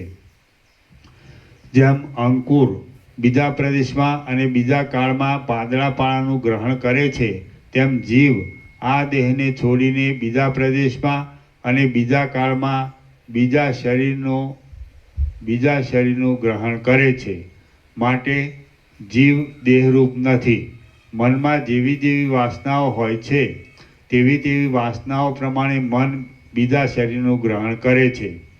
જુઓ, એ મન જાગ્રતમાં જે વાસનામય થઈને સૂતું હોય છે તે વાસનામય અને તે રૂપ જ થઈ તે સ્વપ્નમાં ખડું થાય છે. કોઈ આમલી આદિના ખાટા બીજને મધુર રસનું સિંચન આપીને વાવ્યું હોય તો તે બીજ અંકુર આદિ ક્રમથી વૃક્ષરૂપ થઈ ફળની ઉત્પત્તિના સમયમાં મીઠાશવાળું થાય છે. પણ તે બીજને કરંજ આદિના રસનું સિંચન આપીને વાવ્યું હોય તો ફળની ઉત્પત્તિના સમયમાં તે કડવાશવાળું થાય છે. તે જ પ્રમાણે મન જે વાસનાઓના સિંચનને પ્રાપ્ત થયું હોય છે તે વાસનાઓને અનુસરતા શરીરરૂપ થાય છે. ચિત્ત મોટી વાસનાથી મોટું થાય છે અને ક્ષુદ્ર વાસનાથી ક્ષુદ્ર થાય છે. જુઓ, માણસે ઇન્દ્રના રાજ્ય સંબંધી મનોરાજ્ય કર્યું હોય તો ઇન્દ્રપણાનું સ્વપ્ન આવે છે અને પિશાચો સંબંધી મનોરાજ્ય કર્યું હોય તો રાતે સ્વપ્નમાં પિશાચો જોવામાં આવે છે. તળાવમાં અત્યંત નિર્મળતા હોય તો તેમાં મલિનપણું સ્થિતિ પામતું નથી અને તેમાં અત્યંત મલિનતા હોય તો તેમાં સ્વચ્છપણું સ્થિતિ પામતું નથી. તે જ પ્રમાણે મનમાં અત્યંત નિર્મળતા હોય તો તેમાં દ્વૈત સ્થિતિ પામતું નથી અને તેમાં અત્યંત મલિનતા હોય તો તેમાં અદ્વૈત સ્થિતિ પામતું નથી. તે જ પ્રમાણે મનમાં અત્યંત નિર્મળતા હોય તો તેમાં દ્વૈત સ્થિતિ પામતું નથી અને તેમાં અત્યંત મલિનતા હોય તો તેમાં અદ્વૈત સ્થિતિ પામતું નથી. આમ જેવું મન હોય તેવું ફળ થાય છે. જેમ ચંદ્ર ક્ષીણ થયા છતાં પણ પોતે પૂર્ણ થવાની પદ્ધતિને છોડતો નથી, તેમ ઉત્તમ પુરુષ દરિદ્રતા આદિથી હેરાન થવા છતાં પણ સર્વદા ઉદ્યોગી રહીને ચિત્તને નિર્મળ રાખવાની પદ્ધતિને છોડતો નથી. જેમ ચંદ્ર ક્ષીણ થયા છતાં પણ પોતે પૂર્ણ થવાની પદ્ધતિને છોડતો નથી, તેમ ઉત્તમ પુરુષ દરિદ્રતા આદિથી હેરાન થવા છતાં પણ સર્વદા ઉદ્યોગી રહીને ચિત્તને નિર્મળ રાખવાની પદ્ધતિને છોડતો નથી. અથવા તત્વબોધથી બાધિત હોવાને લીધે હજારો ઉપદ્રવો થવા છતાં પણ વિદ્વાનનું મન સંસારની વાસનાઓથી મલિન થતું નથી. અથવા તત્વબોધથી બાધિત હોવાને લીધે હજારો ઉપદ્રવો થવા છતાં પણ વિદ્વાનનું મન સંસારની વાસનાઓથી મલિન થતું નથી. કારણ કે વાસ્તવિક રીતે જોતા બંધન નથી, મોક્ષ નથી, તે બંધાયેલો નથી અને મુક્ત પણ નથી. જેમ ઇન્દ્રજાળની લતા મિથ્યા જ ઉઠે છે, તેમ બંધન આદિ સઘળી માયા મિથ્યા જ ઉઠેલી છે. આ સઘળી જગતરૂપ માયા ગંધર્વનગરની પેઠે, ઝાંઝવાના પાણીની પેઠે અને નેત્રની પાપણના આંગળી ખૂંચાડતા થતી બે ચંદ્રની ભ્રાંતિની પેઠે મિથ્યા જ ઉઠેલી છે. આ જે સઘળી જગતની સત્તા દેખાય છે તે બ્રહ્મની જ સત્તા છે અને તેમાં બેપણું કે એકપણું એવું કાંઈ જ નથી. એ જ વાસ્તવિક છે. આ સંસાર નિસાર છે, તે ખોટો જ છે, તે છતાં તે સ્ફુરે છે. હું વ્યાપક નથી પણ ક્ષુદ્ર છું એવા દુષ્ટ નિશ્ચયથી તે ઉઠ્યો છે. હું વ્યાપક છું અને ઈશ્વર છું એવા નિશ્ચયથી સંસાર લય પામે છે. આત્મા સર્વવ્યાપક છે અને સ્વચ્છ છે. તેમાં આ દેહ હું છું એવી જે ભાવના છે તે જ બંધન છે અને તે બંધન પોતાના વિકલ્પોથી જ કલ્પાયેલું છે. આ સઘળી બ્રહ્મની જ સત્તા છે. તેમાં બંધની કે મોક્ષની દશા જ નથી અને બેપણું કે એકપણું પણ કાંઈ જ નથી. મન જો નિર્મળપણાને લીધે નાશ પામવામાં ઉન્મુખ થયેલું હોય અને સઘળા દ્રશ્યોમાં લાગણી વગરનું થઈ નહીં જેવાપણાને પામેલું હોય તો જ બ્રહ્મ જોવામાં આવે છે. મન જો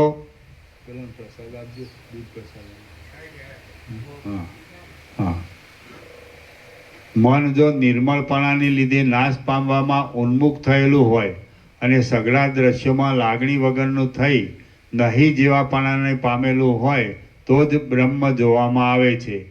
તેમ થયા વિના બ્રહ્મ જોવામાં જ આવતું નથી. જેમ જળથી નિર્મળ થયેલું ધોળું કાપડ રંગને ગ્રહણ કરે છે, તેમ સમાધિના અભ્યાસથી નિર્મળ થયેલું મન સર્વમાં બ્રહ્મ દ્રષ્ટિને ગ્રહણ કરે છે. જેમ જળથી નિર્મળ થયેલું ધોળું કાપડ રંગને ગ્રહણ કરે છે, તેમ સમાધિના અભ્યાસથી નિર્મળ થયેલું મન સર્વમાં બ્રહ્મ દ્રષ્ટિને ગ્રહણ કરે છે. હે રામ, જે સઘળું દ્રશ્ય છે તે મારું જ સ્વરૂપ છે એવી ભાવનાથી આ લેવા યોગ્ય છે અને આ છોડવા યોગ્ય છે એવી વાસનાના બળને ક્ષીણ કરી નાખો અને એમ બંધને પણ છોડી દો અને મોક્ષને પણ છોડી દો. ગુરુ સેવા આદિ સત્કર્મોથી, શાસ્ત્ર શ્રવણથી, વૈરાગ્યથી અને બોધથી જો મન શુદ્ધ થાય તો એવો નિશ્ચય થાય છે કે સ્ફટિક મણીમાં જુદા જુદા રંગોનો મિથ્યા જ પ્રતિભાસ થાય છે, તેમ સ્વરૂપમાં જગતનો મિથ્યા જ પ્રતિભાસ થયો છે. દ્વૈત દેખાય કે તરત જ બંધની પ્રાપ્તિ થાય છે અને આત્મદર્શન થાય કે તરત જ મોક્ષની પ્રાપ્તિ થાય છે. કલ્પિત પદાર્થોની સાથે મળી જઈને મનમાં જે વ્યગ્રપણું થાય છે તે જ ખોટી સમજણરૂપ દ્વૈત દ્રષ્ટિ છે. બોધ થતાં તે જરાવારમાં તૂટી જાય એવી છે, પણ બોધનો ઉદય ન થતાં તે જરાવારમાં ખરાબ કરી નાખે એવી છે એમ સમજો. બહારની તથા અંદરની સઘળી દ્વૈત દ્રષ્ટિને છોડી દઈને મન જ્યારે બોધમાં લીન રહે ત્યારે બ્રહ્મપદ પ્રાપ્ત થઈ ચૂક્યું એમ સમજવું. બહારની તથા અંદરની સઘળી દ્વૈત દ્રષ્ટિને છોડી દઈને મન જ્યારે બોધમાં લીન રહે ત્યારે બ્રહ્મપદ પ્રાપ્ત થઈ ચૂક્યું એમ સમજવું. આ પ્રત્યક્ષ જોવામાં આવતી દ્વૈત દ્રષ્ટિ અવશ્ય ખોટી જ છે. તેથી મનનું જે ઘેરાયેલાપણું છે તે જ જગતનું સ્વરૂપ છે, બીજું નથી એમ સમજો. જગત આદિમાં પણ નથી અને અંતમાં પણ નથી, માટે મધ્યમાં પણ ખોટું જ છે. જે આદિમાં તથા અંતમાં ન હોય તેનું મધ્યમાં પણ હોવું સંભવતું નથી. એ રીતે જેણે જાણ્યું ન હોય તેને દુખિયાપણું હાથમાં જ છે એમ સમજવું. આ જગત છે તે આત્મા જ છે એમ જો જાણ્યું ન હોય તો જગતની લીલા દુઃખદાયી થાય છે, અને જાણ્યું હોય તો તે લીલા ભોગ અને મોક્ષ સુખોને આપે છે. જ્ઞાનીને મિથ્યા જાણેલા પદાર્થો દુઃખદાયી થતા નથી, માટે ભોગમાં ઉપયોગી છે. તેમનો ભોગ પ્રારબ્ધનો નાશ કરનાર હોવાને લીધે તેઓ મોક્ષમાં પણ ઉપયોગી છે.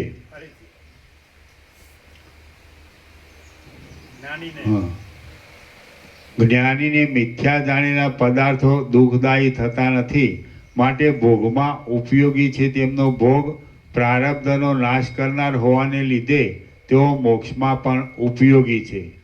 જેમ જળ અન્ય છે અને તરંગ અન્ય છે, એમ ભેદ બુદ્ધિથી તેમની ભિન્નતા સમજવી એ મૂર્ખતા છે, અને જે જળ છે તે જ તરંગ છે એમ જાણવું એ સમજુપણું છે, અર્થાત જ્ઞાન છે. તેમ બ્રહ્મ અન્ય છે અને જગત અન્ય છે, એમ ભેદ બુદ્ધિથી તેમની ભિન્નતા સમજવી એ મૂર્ખતા છે, અર્થાત અજ્ઞાન છે. અને જે બ્રહ્મ છે તે જ જગત છે એમ જાણવું એ સમજુપણું છે, અર્થાત એ પ્રકારનું અભેદ જ્ઞાન એ જ જ્ઞાન છે. આ જગત મુદ્દલ ખોટું જ છે, તેમાં અસત્યપણાની ભ્રાંતિથી આ જગત મુદ્દલ ખોટું જ છે, તેમાં સત્યપણાની ભ્રાંતિથી આ લેવા યોગ્ય છે અને આ છોડવા યોગ્ય છે એમ સમજવામાં આવે તો દુઃખ આવ્યા કરે છે. જો જગતને ખોટું સમજીને તેમાં આ લેવા યોગ્ય છે અને આ છોડવા યોગ્ય છે એવો ભ્રમ ન રહે તો તે જગત બ્રહ્મ રૂપે જ અવશેષ રહે છે. હે રામ, આ જગત સંકલ્પથી જ કલ્પાયેલું હોવાને લીધે મન રૂપ જ છે અને ખોટું છે, માટે મિથ્યા છે. તો તેનો વિનાશ થવાથી શોક શો કરવો? જેમ આપણે પ્રેમ વગરના કોઈ સંબંધીને રાગદ્વેષ વગરની દ્રષ્ટિથી જોઈએ છીએ, તેમ તમે પંચ મહાભૂતમય તમારા શરીરને પણ રાગદ્વેષ વગરની દ્રષ્ટિએ જુઓ. જેમ ઉદાસીનપણે રહેતા કોઈ બંધુથી આપણને સુખ દુઃખનો લેપ થતો નથી, તેમ યથાર્થ રીતે મિથ્યા જાણેલા આ પંચભૂતમય શરીરથી પણ આપણને સુખ દુઃખનો લેપ વળગે નહીં. અનાદિ સત્ય અને પરમ આદિરૂપ બ્રહ્મ દ્રષ્ટા તથા દ્રશ્યના મધ્યમાં છે. અનાદિ સત્ય અને પરમાનંદરૂપ બ્રહ્મ દ્રષ્ટા તથા દ્રશ્યના મધ્યમાં છે, એટલે અનુભવરૂપ અથવા જ્ઞાન સ્વરૂપ છે. તેમાં જ મનની શાંતિ થાય છે. જેમ વાયુ શાંત થતાં હૃદ શાંત થઈ જાય છે, તેમ મન શાંત થતાં દેહ શાંત થાય છે. હે રામ, વાસનારૂપી વર્ષા ઋતુ ક્ષીણ થાય અને સ્વરૂપ સ્થિતિરૂપ શરદ ઋતુ વિલાસ કરવા લાગે, ત્યારે સંસારરૂપી નગરમાં ફરીવાર મોહરૂપી ઝાકળિયો વરસાદ વરસતો નથી. સ્વરૂપ સ્થિતિરૂપ શરદ ઋતુ પ્રાપ્ત થવાથી જ્યારે જડતારૂપી શીત ધ્રુજવા લાગે છે, દોષરૂપી કાદવ સુકાઈ જાય છે, તૃષ્ણારૂપી ખાડો સુકાઈને પુરાઈ જાય છે, હૃદયરૂપી વનમાં વિષયરૂપી પલ્લવોનો ફેલાવો મંદ પડી જાય છે, ઇન્દ્રિયોરૂપી કદંબો ફળ વગરના થઈ જાય છે, અને મિથ્યા સમજણરૂપી મેઘ ચાલ્યો જાય છે. ત્યારે જેમ પ્રભાતકાળમાં રાત્રિ ક્ષીણ થઈ જાય છે, તેમ મોહરૂપી વરસાદની ફરફર ક્ષીણ થઈ જાય છે.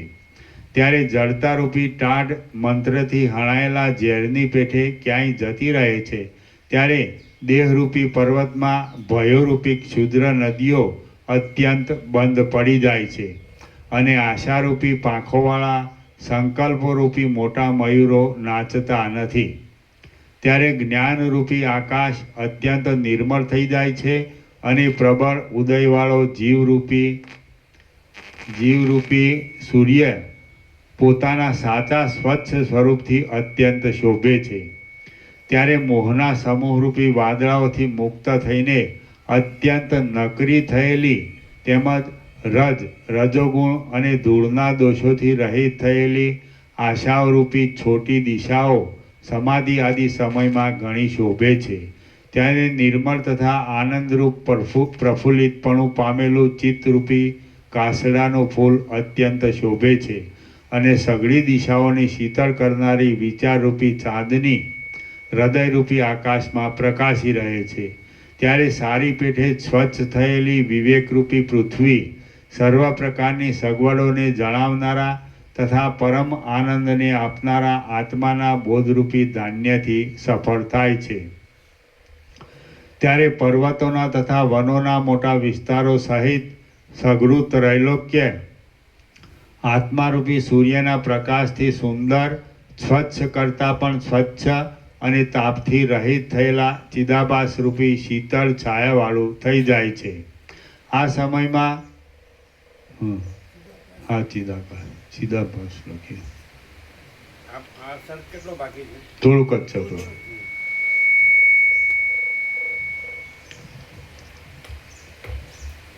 ત્યારે પર્વતોના તથા વનોના મોટા વિસ્તારો સહિત સઘળું ત્રૈલોક્ય આત્મારૂપી સૂર્યના પ્રકાશથી સુંદર, સ્વચ્છ કરતાં પણ સ્વચ્છ અને તાપથી રહિત થયેલા ચિદાકાશરૂપી શીતળ છાયાવાળું થઈ જાય છે. આ સમયમાં રજોગુણ અને પરાગ વગરના હૃદયરૂપી કમળવાળા સ્વચ્છ થયેલા મનરૂપી સરોવરનો જો વિસ્તાર કરવામાં આવે, કૌંસમાં સર્વ દ્રશ્યોમાં બ્રહ્મની ભાવનાવાળું કરવામાં આવે તો તે વધારે શોભા ધારણ કરે છે. તેને જો વિવેકરૂપી જળથી વધારે પૂર્ણ કરવામાં આવે તો તે સ્ફટિક જેવું થઈ જાય છે.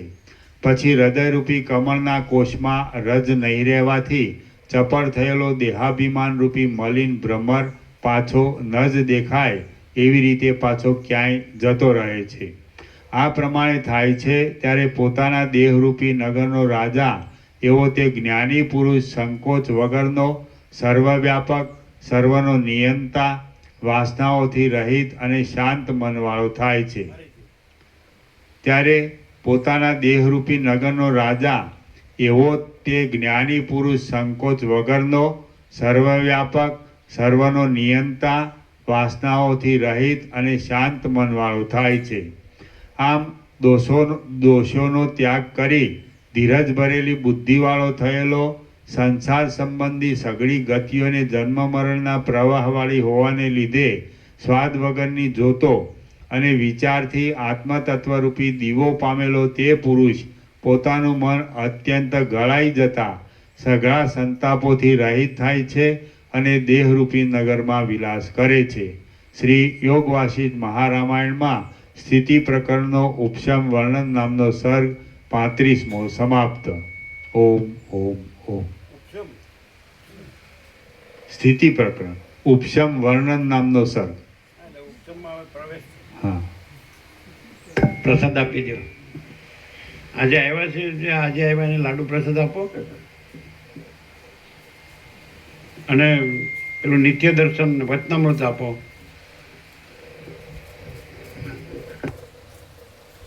લાડુ પ્રસાદ કોથળી આપો. લાડુ પ્રસાદ આપો.